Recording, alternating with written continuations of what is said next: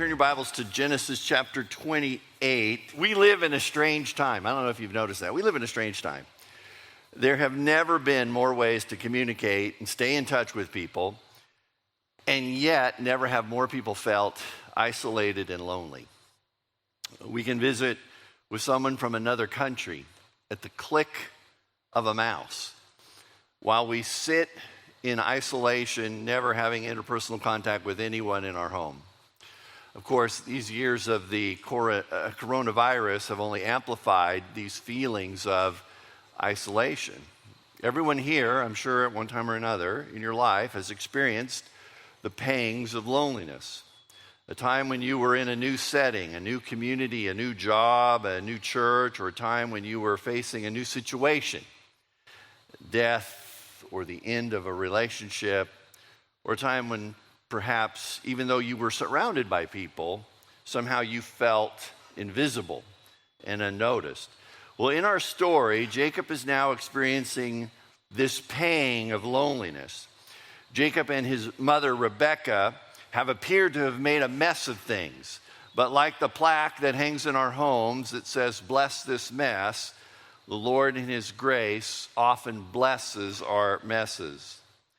As I've mentioned when we began this series on the life of Jacob, a bad start does not necessarily result in a bad finish. If you look at Jacob's faith journey so far, there does not appear to be much faith. It's mostly journey. He's around 76, 77 years old. He appears to be somewhat of a mama's boy. She's still bossing him around at 77. I told my mom, hey, when I hit 75, no more. You can't boss me around anymore. But he's still letting her boss him around. He's a manipulative schemer who has had to flee his family home because of the mistrust, secrecy, and manipulation and deception going on in the family. His understandably angry brother Esau wants to kill him. And yet, in his grace, God has a plan to work in Jacob's life. However, just like when God works in our lives, there's not always an immediate visible change. It seems we find transformation to be a process. And in today's text, we find Jacob on the cusp of the process of transformation. For with any transformation, there's always that first step of change, and that is what we will see today. God, for the first time, makes himself known in a very personal way to Jacob. So let's take a look at it here in Genesis 28. We'll start with verses 1 through 9. So Isaac called for Jacob and blessed him and commanded him, "Do not marry a Canaanite woman." I'll never forget when my father gave me that advice. I married a gal from Lamont, so I came pretty close. But anyway, go at once to Padan Aram, to the house of your mother's father Bethuel. Take a wife for yourself there from among the daughters of Laban, your mother's brother. May God Almighty bless you and make you fruitful and increase your numbers until you become a community of peoples. May he give you and your descendants the blessing given to Abraham, so that you may take possession of the land where you now live as an alien, the land God gave to Abraham. Then Isaac sent Jacob on his way, and he went to Padan Aram to Laban, son of Bethuel the Aramean, the brother of Rebekah, who was the mother of Jacob and Esau.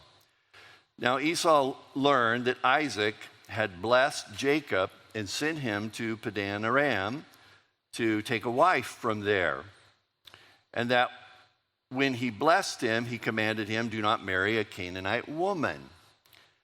And that Jacob had obeyed his father and mother and had gone to Padan Aram. And Esau then realized how displeasing the Canaanite women, remember he had married 2 Hittite women, were to his father Isaac. So he went to Ishmael and married Mahalath, the sister of Nebaioth, and the daughter of Ishmael, son of Abraham, in addition to the wives he already had. So as chapter 28 begins, we see the outcome of the decisions made by Rebekah and Jacob. Jacob has to flee for his life. Last week I mentioned how every character in this story has this false sense of urgency. Jacob is sent away because there's this false sense of urgency with reference to Esau killing him. But Esau vowed that he would not kill Jacob until Isaac died. And as I pointed out last week, Isaac actually lives another 43 years. So he's fleeing 4 decades too soon to keep Esau from killing him. Verses 6 through 9 describe Esau's marriage to a new wife. There's a certain ironic sadness to the description of Esau there. It seems that Esau is an unfortunate example of what we call performance-based acceptance. It seems to me that Esau thought he could please his father by marrying within the family. Now, let's talk about how Esau might be groomed to think only in terms of performance-based acceptance. Remember, we're specifically told in Genesis 25 and verse 28, Isaac, who had a taste for wild game, loved Esau, but Rebekah loved Jacob. So a reason for Isaac's love of Esau is given. No reason is given for Rebekah's love of Jacob, which means Jacob was loved unconditionally. It appears that Esau was loved conditionally. And in fact, we see that when Isaac wanted to give Esau his blessing in Genesis 27:2, Isaac said, I am now an old man and don't know the day of my death. Now then, get your weapons, your quiver and bow, and go out to the open country to hunt some wild game for me. Prepare for me. This is why I love you, Esau. Remember? Prepare for me the kind of tasty food that I like and bring it to me to eat so that I may give you my blessings before I die. His father Isaac's love appears to be contingent upon Esau's performance in the area of providing wild game for Isaac. It does not ever appear that Esau is ever loved simply for who he is, but is always loved with reference to what he could do. And look at the insecurity of Esau in these verses. In today's text, we find he's a twin of Jacob, so he's also a 77-year-old man, still desperately trying to win the love of his father on the basis of his performance. He tries to undo what he felt he had done, which displeased his father by marrying outside the family line. He had 2 Hittite wives.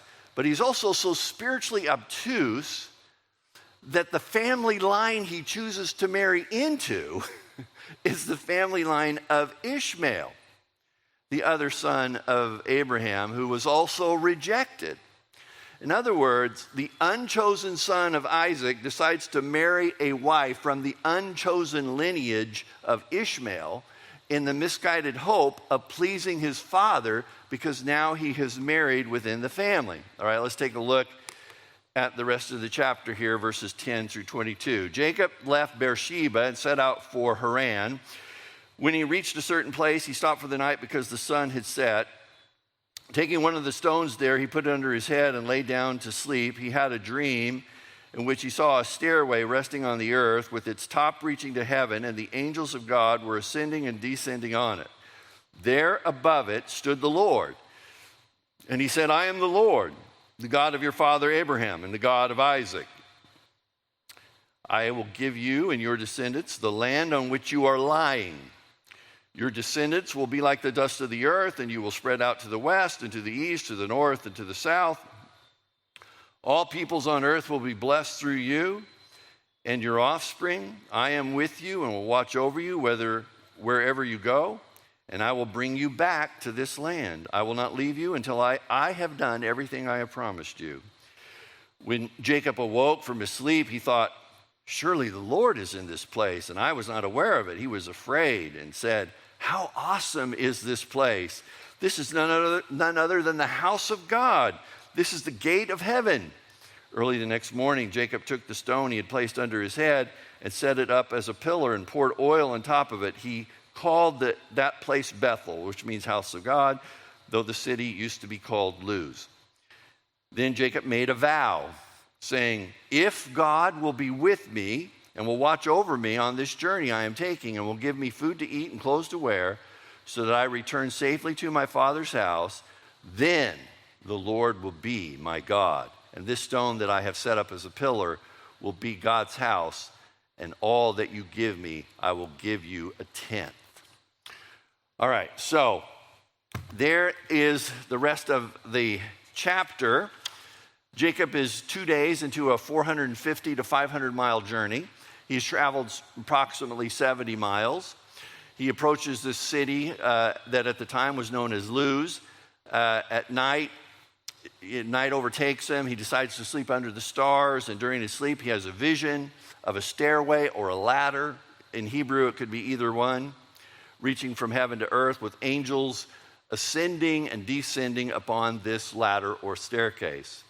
Now, like dreams today, this dream has been scrutinized and interpreted in many different ways. What does it all mean? How would Jacob have understood it in light of what God said here? Well, let's take a look at what God actually says. First of all, God says, I will give you this land, in verse 13. Then he says, your descendants will be like the dust of the earth and spread out in all directions. In verse 14, he says, all the people on earth will be blessed through you and your offspring. Then he says, I am with you, and I will watch over you wherever you go. In verse 15, I will bring you back to this land, and I will not leave you without fulfilling my promises. Now, what is the significance of the angels ascending and descending? The thought is that the angels were bringing the needs and requests of Jacob up to God when they were ascending, and bringing God's answers and provision to Jacob when they were descending. Now, how much of this does Jacob actually understand at this time is hard to determine. We will now consider Jacob's response. It would appear that he makes his beginning with God here. Note the progression from chapter 27. In chapter 27, verse 20, when he's pretending to be Esau, Isaac asks him, how did you find it so quickly, my son? And he says, the Lord your God gave me success. Doesn't say the Lord our God gave me success. And now he says in Genesis 28 and verse 21 that the Lord will be his God if the Lord will be with him and will watch over him on this journey and give him food to eat and clothes to wear, and that he safely returns to his father's house. So at this point, Jacob has expressed a willingness to recognize God as his God and not just the God of his father and grandfather. However, note he assumes that God is only connected to this place where he happens to be. In Genesis 28 and verse 16, when Jacob awoke from his sleep, he thought, surely the Lord is in this place. And I was not aware of it. He was afraid and said, how awesome is this place? This place is none other than the house of God. This is the gate of heaven. So Jacob assumes that at this place there is a gate to heaven.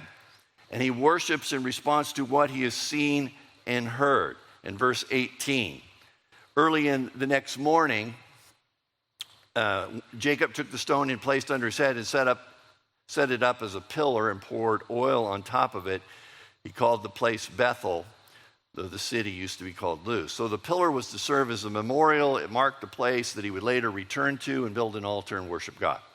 Note that Jacob, trained in performance-based acceptance, just like Esau, tries to enter into, what he actually does here is he tries to enter into a performance-based relationship with God. He makes a vow. I'll do this. If you do that, then I'll do this. Verse 20, then Jacob made a vow saying, if God will be with me and watch over me on this journey I'm taking and will give me food to eat and clothes to wear so that I return safely to my father's house, then the Lord will be my God. And this stone that I have set up as a pillar will be God's house, and all that you give me, I will give you a tenth. This vow of Jacob's is somewhat perplexing. There's a lot of disagreement over whether this is a good thing that he does, if this is an indication of spiritual growth, or if this is simply another manipulative attempt by Jacob to get the upper hand, entering into a deal with God. Those who believe that mature faith or a maturing faith is being expressed here take the word if in the sense of since. And so he would be saying, since God has said you will be with me and will watch over me on this journey, then I will worship you and give you a tenth of all that you give me. And so they believe that he is responding to what the Lord has said he's going to do for him in faith by saying, okay, Lord, I will tithe a tenth of all that you give to me. The tithe here is voluntary, and Jacob is not offering it under compulsion. But I want you to note, the Lord does not ask him to do anything. Others say that this is another instance of Jacob's selfish self-scheming. He's telling God he will enter into this quid pro quo, this for that relationship with God. Those who hold this view note that his primary focus, God gave him 6 promises. His focus is only on promises 4 and 5. I am with you and will watch over you wherever you go, and I will bring you back to this land.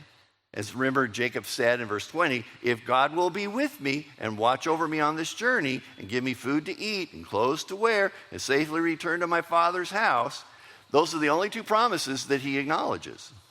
He ignores the other promises.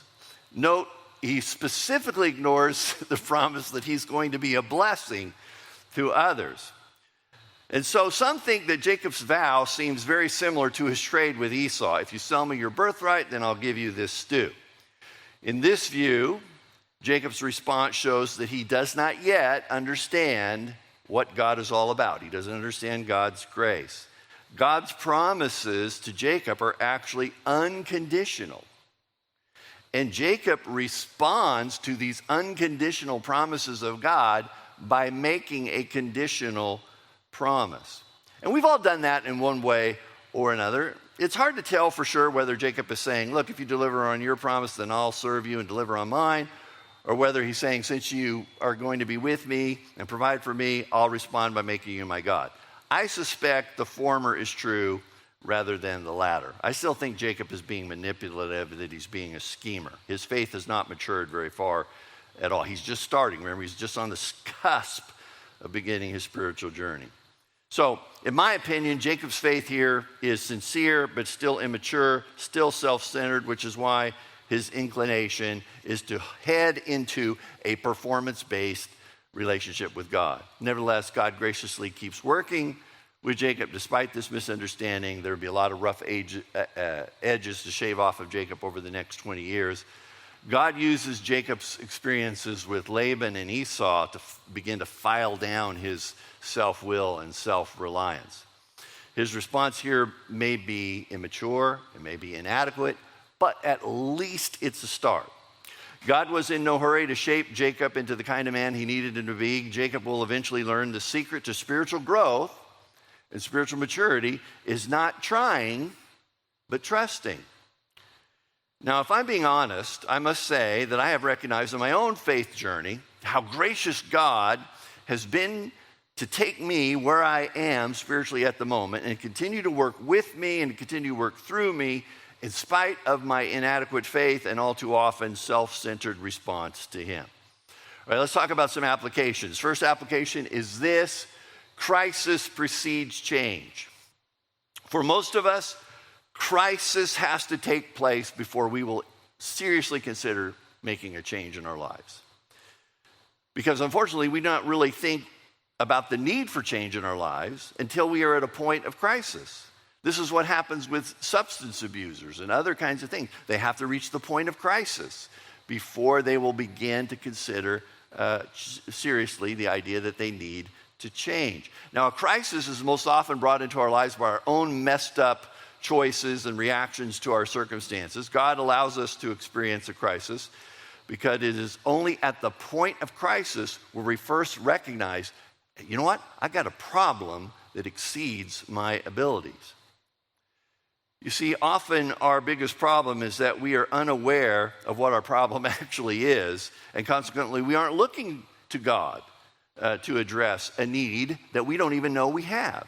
Therefore, God allows a crisis to enter into my life in order to get me to abandon my own abilities, my own schemes and strategies, and trust Him.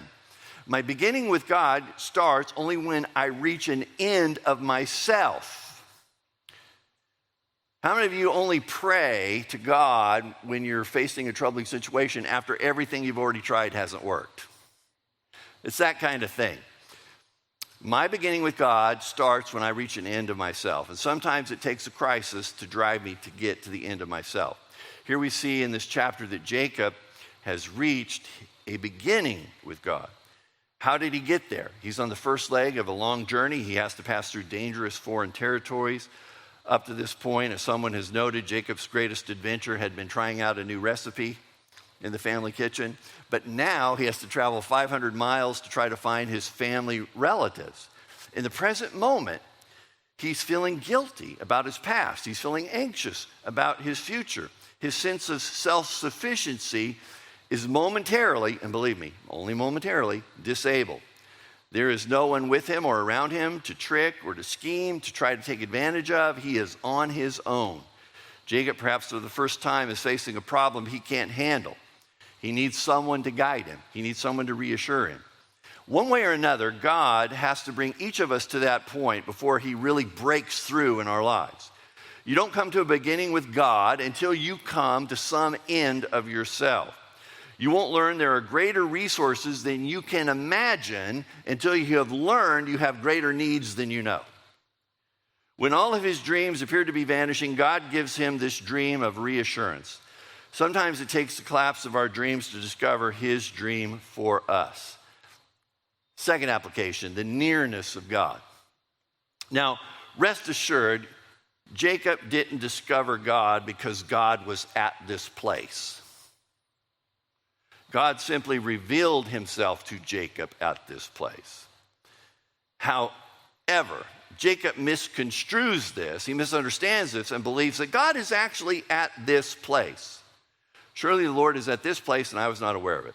Jacob, to the degree that he may have ever thought about God at all, always thought of him as distant and far away. This is why he is such a schemer. He schemes because he thought God was far away, and therefore he had to depend upon his own resources to make his life work. Now he realizes that God was only 70 miles up the road in Luz or Bethel. So Jacob is missing the point. His focus is on the land. His focus is on this place, that it's the gate that provides access to God. Do you really think that is the point that God is trying to make to Jacob? Yes, Jacob, you come here and that's where I'll be. I'm always here at Luz, and that this is where the gate of heaven is. That's not the point God is making, that there's a stairway or ladder that reaches down from heaven to this place, but rather the point God is making to Jacob that he doesn't understand yet is, Jacob, there is a stairway or ladder that goes from heaven to you, not this place. My angels ascending and descending are bringing your prayers and petitions to me and providing my answers to you. Not only that, I was always with you, just like I was with you and you did not know it when you tricked Esau. I was with you and you did not know it when you deceived your father. I was with you and you did not know it, and I am with you now. And I will always be with you, Jacob, because this is my promise to you. The dream is really about the nearness of God to Jacob, not the land. Do you ever feel guilty about your past? Did you know God was there and you didn't know it? Are you uncertain now and anxious in the present? God is here now, and by faith, you can know it. If you're fearful of the future, he will still be there, even if you do not know it. Because Jesus said, I am with you always. In theology, there's a term called prevenient grace. It means the grace that goes before. In every situation of life, God has a grace that goes before you and which is already at work before you get to that time and place. In other words, God is already hard at work providing gracious provisions to problems and difficulties that at this moment you don't even yet know you'll have. Now, it would be enough if God simply walked with you through the events of your life as they unfolded, but he goes ahead of you. That thing you're afraid of right now, that situation you're dreading, He is already there. That's the prevenient grace of God, preparing the way. Through all of this, Jacob is learning the lesson that there is no place he can go where God is not already there. God is everywhere. Jacob, wherever you are, there God is. And wherever God is, there is a stairway reaching to heaven from where you are to where I am, Jacob. And that's true for you and I as well. God is with you whether you know it or not. God is with you whether you feel it or not. I am with you always. Note the tense. It says, surely the Lord is in this place. Not was in this place, is in this place. Well, the reason the Lord was in that place is because Jacob was in that place.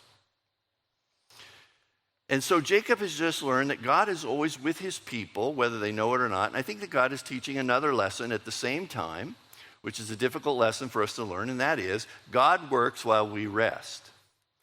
It's interesting. If you look carefully at the lives of the patriarchs, we find God making promises to them when they sleep. He puts them to sleep, and then he makes promises to them. The original promise of the Abrahamic covenant was made to him in his sleep. And now the promise is affirmed to Jacob in his sleep. Why? Why does God do this when they're asleep? I think it's because when they're asleep, they can make no well-intentioned but completely unnecessary promises, which Jacob does the first thing after he wakes up. God is the only one making promises in these dreams and visions. Because God is the only one who can fulfill his promises. This is why they are unconditional. However, when Jacob awakes, he immediately starts making conditional promises. But God simply says, look, Jacob, because I am, I will. I will do it because of who I am. And Jacob can't scheme his way to the promises of God. He has to learn to rest in the promises of God. All right, let's talk about from Jacob to Jesus. In the Gospel of John, in chapter 1, we're told, Philip found Nathanael and told him, we have found the one Moses wrote about in the law, and about whom the prophets also wrote, Jesus of Nazareth, the son of Joseph. Nazareth, can anything good come from there? Nathanael asked. Come and see, said Philip. When Jesus saw Nathanael approaching, he said to him, here is the true Israelite in whom there is nothing false. And how do you know me? Nathanael asked. And Jesus answered, I saw you while you were still sitting under the fig tree before Philip called you. Then Nathanael declared, Rabbi, you are the Son of God, you are the King of Israel. And Jesus said, you believe me because I told you I saw you under the fig tree. You shall see greater things than that. He then added, I tell you the truth, you shall see heaven open and the angels of God ascending and descending on the Son of Man. This means Jacob's ladder or staircase is not a place, it's a person. And that person is Jesus. Jesus is the stairway to heaven. Jesus is the bridge between God and man, making God accessible to men. Remember, Jesus said once in the Gospel of John, I am the gate. Whoever enters through me will be saved. He will come in and go out and find pasture. So what does that mean for us? That means for any of us who are feeling lost right now and alienated, Jesus is our point of access to real fellowship. For any of us who are ignorant and confused about things that are going on in our life, Jesus is the point of access to true knowledge. For those of us who fear death, we sense that death is drawing near and there's a certain futility to life. Jesus is still your point to the abundant life, despite whatever is happening. Why do we fear when God is near? God is present with Jacob, and he is present with me. God is near, and his grace goes before me, preparing the way, and also preparing me for whatever the future holds. Esau represents the type of person who's been trained in performance-based acceptance who never overcomes that mentality. It's too deeply ingrained. He is forever trapped in a relationship where he tries to earn love and learn acceptance. Now, Jacob has also been trained in performance-based acceptance. It's deeply ingrained in him as well, but now he is in a transformative process where he will eventually learn that trusting in God's love and acceptance is far more important than trying to earn God's love and acceptance, because men will only ever be promise breakers instead of promise keepers. In fact, I wondered if God giggled a little bit when he found out, they told him, hey, there's a men's movement that's starting up called Promise Keepers. And learning, oh yeah, we'll see how that works out for him. Because we are not promise keepers. We are promise makers. That's what we are. We are promise makers. We are not promise keepers. God is the only one who keeps with fidelity his promises. So God, I don't think, is really all that interested in our ability to keep promises, but I think he is very interested in our trusting in his promises. Amen? Amen.